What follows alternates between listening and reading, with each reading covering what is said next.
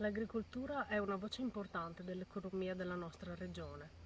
Serve innovazione in questo campo, in grado di attrarre giovani con competenze specifiche, utilizzare strumenti tecnologicamente avanzati e promuovere l'agricoltura di precisione.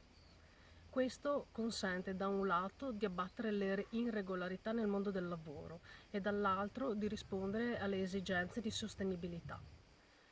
Anche i cambiamenti climatici richiedono questo impegno. Ormai le notizie sugli eventi meteorologici del Veneto sono un bollettino di guerra, dalla siccità del Polesine alla tromba d'aria nella riviera del Brenta, dalla tempesta Vaia alle ultime di Trissino e Arzignano.